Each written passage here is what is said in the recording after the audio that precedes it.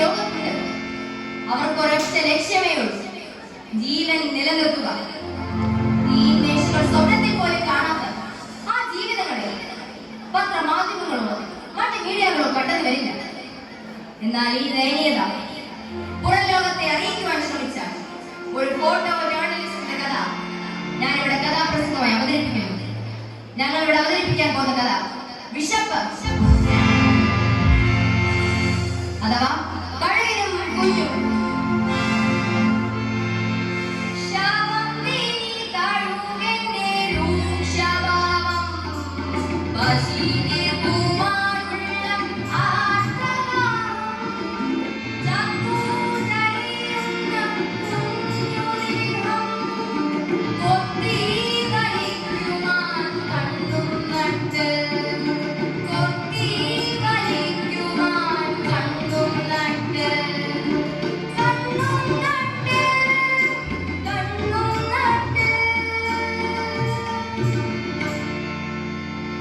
ഈ കഥ നടക്കുന്നത് അങ്ങ് ദക്ഷിണാഫ്രിക്കയിലാണ്.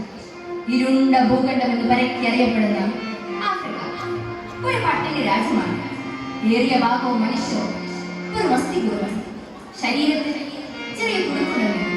സുഡാൻ, എത്യോപ്യ, അയോ ഇവിടെയുള്ള മനുഷ്യന്റെ സ്ഥിതിയാണ്. പ്രിയരെ, 30 വർഷങ്ങൾക്ക് മുമ്പുള്ള ഒരു മാർച്ച് ദിവസം, അതെ 1993 ഐക്യരാഷ്ട്രസഭയുടെ ഒരു സന്ദേശം ജോഹന്നാസ്ബർഗിലെ ഒരു ക്ലബിൽ, പത്രപ്രവർത്തകരുടെയും ഫോട്ടോ ജേർണലിസ്റ്റുകളുടെയും ഒരു ക്ലബാണ്. സന്ദേശം മറ്റൊന്നുമല്ല, പട്ടിണിയിൽ പോയി നയോദിലേക്ക് ഐക്യരാഷ്ട്രസഭ ഭക്ഷണം വിതരണം ചെയ്തു. അതിന്റെ വാർത്തയും ഫോട്ടോയും പകർത്തുവാൻ കുറച്ചു പേർക്ക് ക്ഷണം. ആ ക്ഷണം സ്വീകരിച്ച് ക്ലബ് ചുമതലപ്പെടുത്തിയ വ്യക്തിയാണ് കെവിൻ കാർട്ടർ. അതിപ്രശസ്തനാണ് ഒരു ഫോട്ടോഗ്രാഫർ. ഇവിടെയും ഒരു കെവിനുണ്ട് കേട്ടോ, അതൊന്നും അല്ല.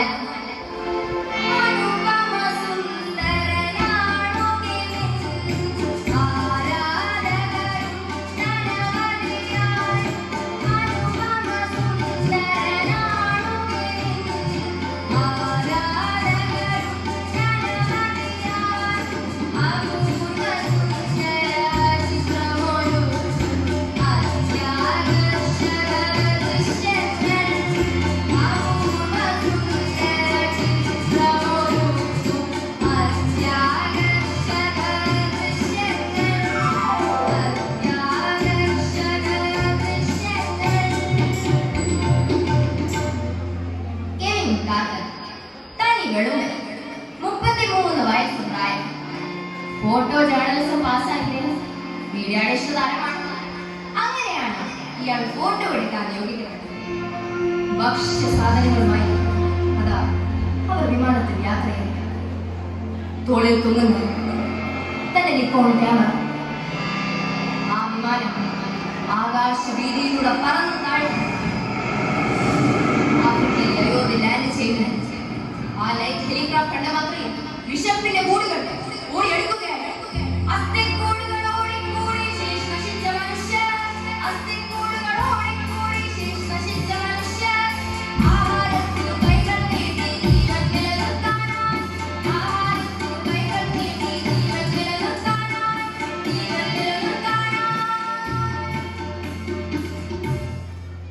ഭക്ഷണപ്പൊതികൾ വിതരണം ചെയ്യുമ്പോൾ UN അധികാരിയുടെ ഒരു അറിയിപ്പുണ്ട്.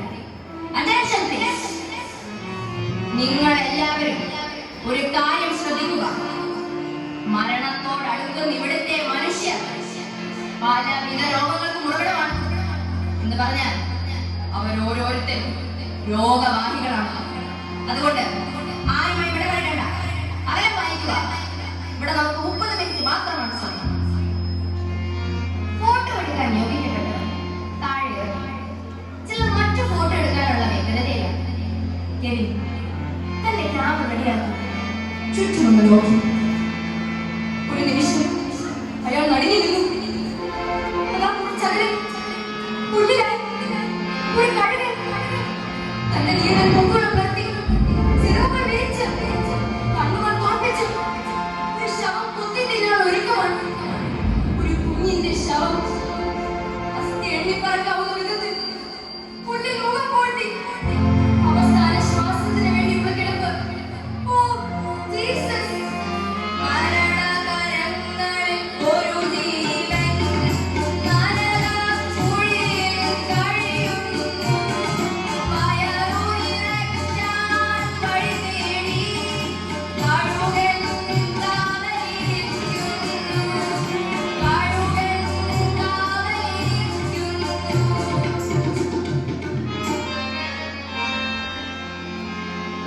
ആ കുഞ്ഞ് മരിച്ച അടുത്ത ക്ഷണം കഴുകൻ ആ കുഞ്ഞിന്റെ ശവം കൊത്തി പറക്കും. അങ്ങനെ സംഭവിച്ചാൽ തനിക്ക് ലഭിക്കാൻ പോകുന്നത് ഒരു ചരിത്ര ഫോട്ടോ ആയിരിക്കും. നിമിഷങ്ങൾ കഴിയുന്നു. കെവിൻ ശ്വാസമടക്കുന്നു. 20 മിനിറ്റ് സമയമാണ്. ആ കുഞ്ഞ് മരിച്ചില്ല, കഴുകൻ കൊത്തിയില്ല. പിന്നെ വൈകാതെ അയാൾ കുറച്ചുകൂടി മുന്നിലേക്ക് വന്നു. കഴുകനും കുഞ്ഞും അടുത്തടുത്തായുള്ള ചിത്രങ്ങൾ തന്റെ ക്യാമറയിൽ പകർന്നു. വ്യത്യസ്ത ഭാവങ്ങളിൽ 10ഓളം ചിത്രങ്ങൾ. പെട്ടെന്ന് തന്നെ എയർക്രാഫ്റ്റ് അനൗൺസ്മെന്റ്, അടക്കത്തിലുള്ള സന്ദേശം.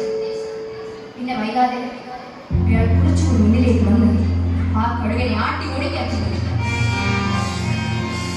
പക്ഷേ ആ കുഞ്ഞിനെ രക്ഷിക്കാൻ കഴിഞ്ഞില്ല. കാരണം അധികാരികളുടെ വിലക്ക്. ഈ ദയനീയത പുറം ലോകം അറിയണമെന്ന ഉറച്ച തീരുമാനത്തോടുകൂടി അയാൾ യാത്രയായി. 2 ദിവസം കഴിഞ്ഞപ്പോൾ പത്രത്തിലൊരു വാർത്ത. ന്യൂയോർക്ക് ടൈംസിൽ ആ ചിത്രം അച്ചടിച്ചു വന്നിരിക്കുന്നു. കഴുകനും കുഞ്ഞും ഒരു നാടിന്റെ പട്ടിണി അറിയിക്കുന്ന ചിത്രം. താൻ നൽകിയത് സത്യസന്ധമായ വാഗ്ദാനം.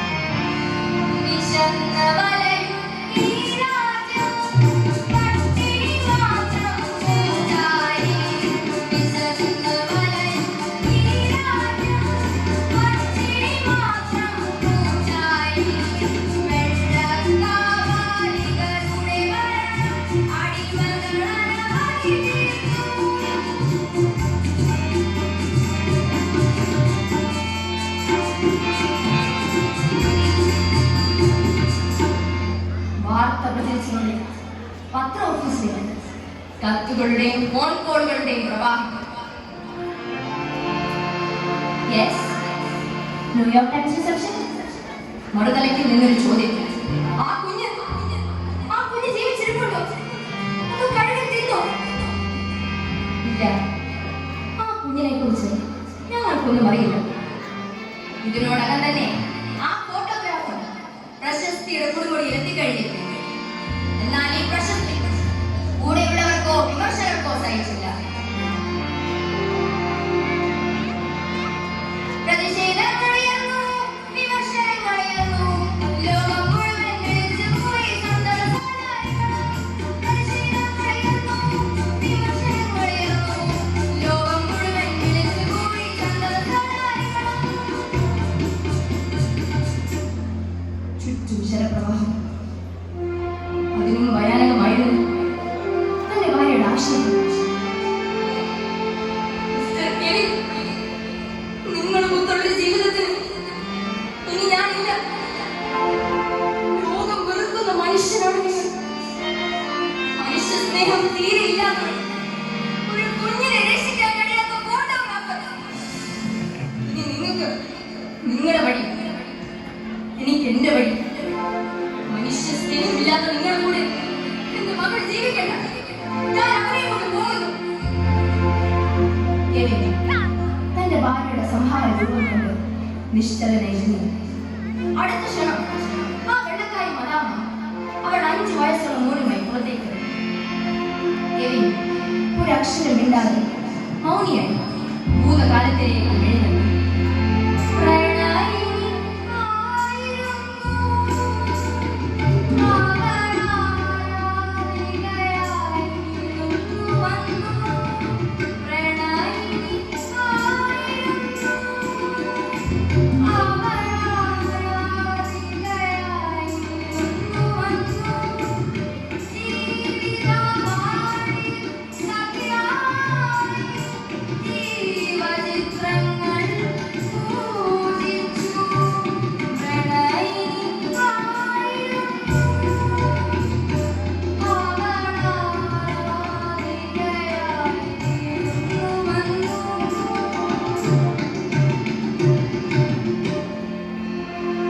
ഗ്ലോറിയ, നീ എന്നെ സ്നേഹിച്ചത് ഞാൻ എടുത്ത ചിത്രങ്ങൾ കണ്ടു തന്നെയാണ്. എത്ര അധികം നീ എന്നെ പുകഴ്ത്തിയിട്ടുണ്ട്, അഭിനന്ദിച്ചിട്ടുണ്ട്. എന്നെ സ്നേഹിച്ചത്, ഉപേക്ഷിച്ചത് ഞാൻ എടുത്ത ചിത്രങ്ങൾ തന്നെയാണ്. ഗ്ലോറിയ, എന്റെ പ്രിയപ്പെട്ട ഗ്ലോറിയ. പ്രിയരെ, ഇതിനോടകം തന്നെ വിഷാദ രോഗിയെ മാറിയിരിക്കുന്നു. അസ്വസ്ഥമായ നിമിഷത്തിൽ അയാളുടെ കാതുകളിലേക്ക് ഒരു സന്തോഷ വാർത്ത ഓടിയും. ആ വർഷത്തെ പുലിത്സർ പുരസ്കാരം കെവിൻ ഗാർണർ. അതും അയാളെടുത്ത ചിത്രത്തിൽ കഴുകനും മുഴുവനും. എന്നാൽ ഇതൊന്നും അയാളെ സന്തോഷിപ്പിച്ചു. ഒരു പ്രഭാതത്തിൽ കെവിൻ ഉണർന്നത് കോഴിക്കല്ലിന്റെ ശബ്ദം കേട്ടാണ്. വാതിൽ തുറന്നു നോക്കിയപ്പോൾ തന്റെ കണ്ണുകളെ വിശ്വസിക്കാനായില്ല. കയ്യിലൊരു ചുവന്ന പൂവുമായി തന്റെ കൊച്ചുമോൾ. ഡാഡി, എന്റെ അഭിനന്ദനങ്ങൾ ഡാഡി. സന്തോഷം അടക്കാനാവാതെ ആ ഫോട്ടോഗ്രാഫ് ആ കുഞ്ഞിനെ വാരിയെടുത്തൊന്ന് ഉമ്മ വെച്ചു.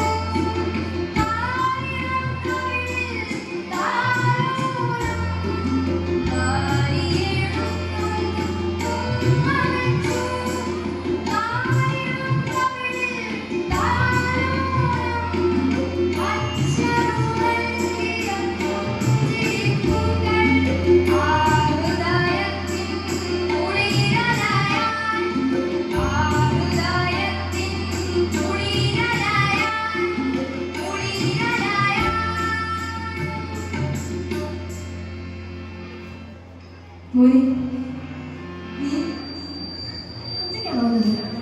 ഇത് കൂടെ ആരെങ്കിലും? ഇല്ല ഡാഡി, ഞാൻ ഒറ്റയ്ക്കാണ് വന്നത്. അന്ന് ഞാൻ ഡാഡിയെ ഓർത്തു, പക്ഷെ മമ്മി സമ്മതിക്കില്ല. മമ്മി എന്തെടുക്കുന്നു മോനെ? ആ കുഞ്ഞ് നിശബ്ദനെ അവന്റെ കണ്ണുകൾ വരുന്നു. മമ്മിയോട് വിവാഹം കഴിഞ്ഞു ഡാഡി. ഒരിടത്തിയായിരുന്നു ആ വാർത്ത. പിന്നീട് അങ്ങോട്ട് അയാൾ കുഞ്ഞിനോട് ശ്രദ്ധയില്ല.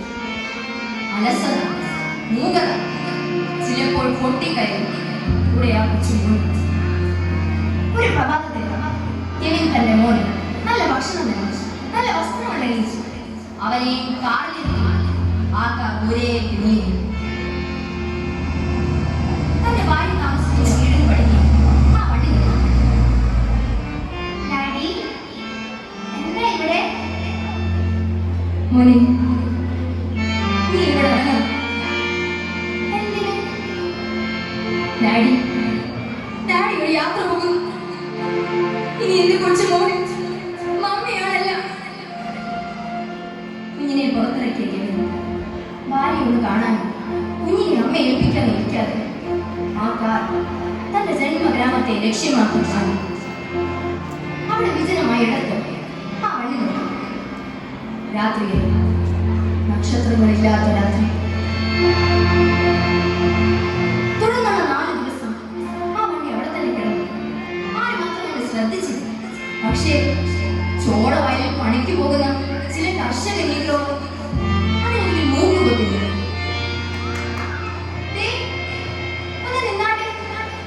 കുറച്ചു ദിവസമായി ഈ വണ്ടി ഇവിടെ കിടക്കുന്നു.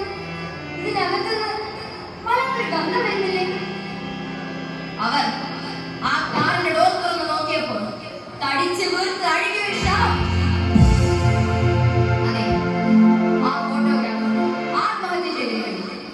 കാറിന്റെ എക്സോസ്റ്റ് പൈപ്പ് തുറന്ന് മറ്റൊരു പൈപ്പുമായി കൂട്ടിച്ചേർത്ത് കാർബൺ മോണോക്സൈഡ് ശ്വസിച്ച് ജീവിതത്തിന് അന്ത്യം വരുത്തി. പ്രിയരെ, ആത്മഹത്യ ഒന്നിനും ഒരു പരിഹാരമില്ല. പക്ഷേ പട്ടിണിയിൽ പൊരിയുന്ന ഒരു കുഞ്ഞിന്റെ ജീവൻ രക്ഷിക്കാൻ സാധിക്കാത്തതാണ് ആ ഫോട്ടോഗ്രാഫറുടെ ജീവിതം അവസാനിപ്പിച്ചത്.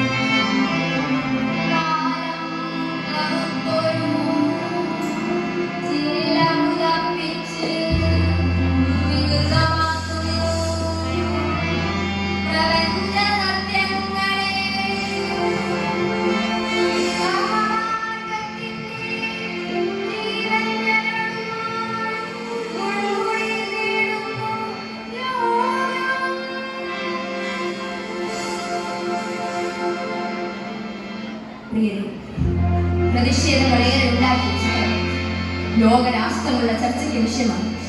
അവിടേക്ക് ഭക്ഷണവും സഹായവും എത്തി. ദക്ഷിണാഫ്രിക്കയുടെ പട്ടിണി മാറ്റിയ ചിത്രമായി അത് വിശേഷിപ്പിക്കപ്പെട്ടു.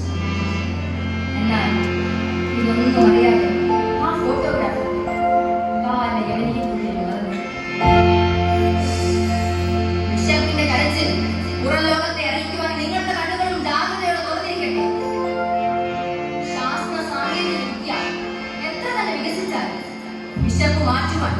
ടോണിക്കുകൾ കൊണ്ടോ ടാബ്ലറ്റുകൾ കൊണ്ടോ സാധിക്കില്ല. ആഹാരം തന്നെ വേണം. അതുണ്ടാക്കേണ്ട ബാധ്യതയാണ്, നൽകേണ്ട ചുമതലയാണ്. എത്തിച്ചേരേണ്ട കരങ്ങളിൽ പല കാരണങ്ങളാലും രാജ്യം നേരിടാൻ പോകുന്ന വലിയ പ്രതിസന്ധിയാണ് വിശപ്പ്. വിശപ്പ്, വിശപ്പ്. വിശപ്പിന്റെ മുന്നിൽ നമ്മളാരും എങ്ങനെയല്ല എന്ന് ഓർമ്മപ്പെടുത്തിക്കൊണ്ട് എന്റെ കഥ ഇവിടെ പൂർണ്ണമാകുന്നു. ഇത്രയും നേരം എന്റെ കഥാപ്രസംഗം കേട്ടിരുന്ന എല്ലാവർക്കും എന്റെ